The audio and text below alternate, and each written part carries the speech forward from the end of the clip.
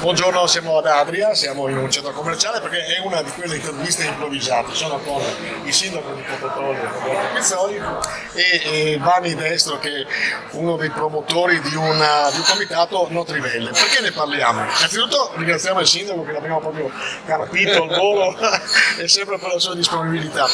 Oggi si parlava No Trivelle, tu Vanni con un comitato, con un gruppo di persone che è ecologicamente friendly, nel senso che è un gruppo di comitati italiani di lungo corso. Si parlava di trivelle.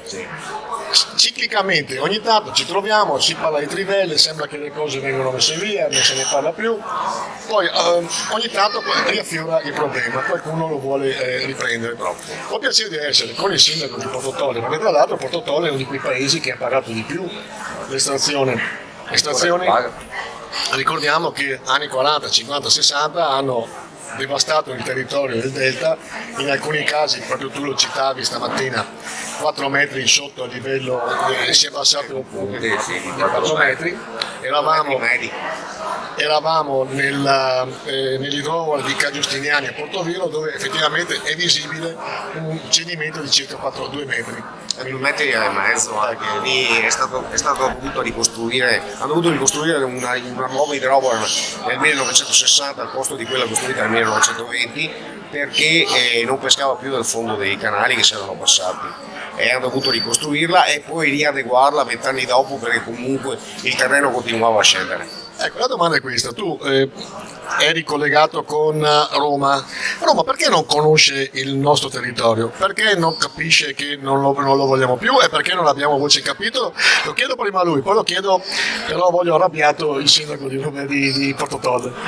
Ma io credo che il nostro territorio sia ultimamente, ma insomma quasi sempre, storicamente, un po' fuori dalle rotte di attenzione politica, anche se bene o male è un territorio importante, è riserva MAP dell'UNESCO, si sta sviluppato dal punto di vista turistico, si è sviluppato molto dal punto di vista del comparto ittico. La spiaggia di Rosolina è tra le prime 20 dei nazionali per numero di turisti l'anno. Voglio dire, è comunque un territorio importante, non solo dal punto di vista dell'amore che possiamo provare per questo tipo di paesaggio. Il fatto è che probabilmente ci vorrebbe un po' di rappresentazione in più dal punto di vista politico anche, no?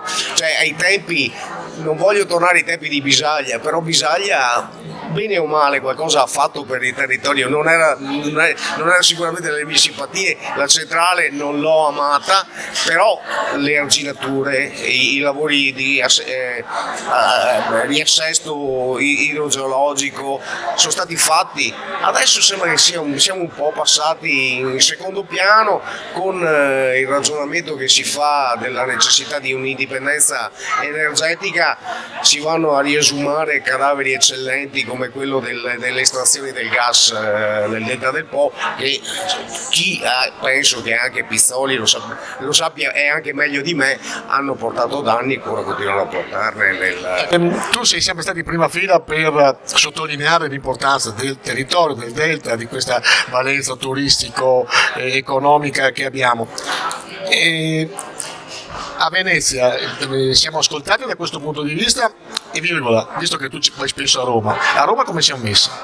Io darei un taglio diverso, leggermente diverso a quello che aveva detto, che ha fatto Vanni, nonostante la rappresentanza politica magari ci divide sui colori, però sicuramente è inequivocabile che per una provincia così piccola il peso politico di rappresentanza diventa fondamentale. Qui dovremmo aprire anche un capitolo per quanto riguarda proprio il tipo di elezioni probabilmente che portano poi al governo i rappresentanti di tutta Italia. Questo. Il taglio diverso che voglio dare è quello sul piano energetico nazionale. nazionali. Il piano energetico nazionale di fatto, almeno nei miei 20 anni di esperienza di impegno amministrativo politico che ho sul territorio, ha evidenziato che ogni governo che è passato in questi 20 anni non ha mai fatto o non ha mai proseguito un piano energetico nazionale di medio e lunga veduta, quindi passando ma trasversalmente, così come trasversalmente l'impegno per la difesa del territorio, devo dire che c'è da Rifondazione Comunista per arrivare a Fratelli d'Italia. È chiaro che l'interesse sia quello di salvaguardare il territorio,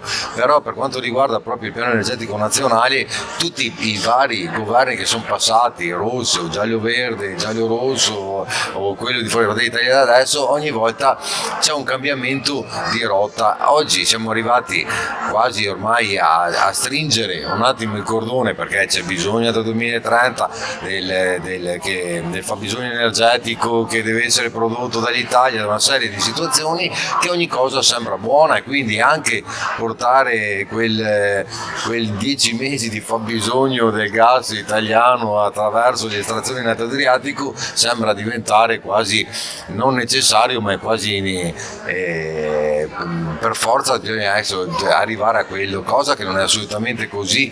Oggi Venezia, sai benissimo che il governatore si è speso anche attraverso il tavolo tecnico regionale con il governo, dove state portate ed evidenziate tutte le criticità, soprattutto che il Polesine vive per quanto riguarda il fenomeno delle subsidenza di cui avete appena accennato, e noi siamo consapevoli di questo e la battaglia la porteremo insieme.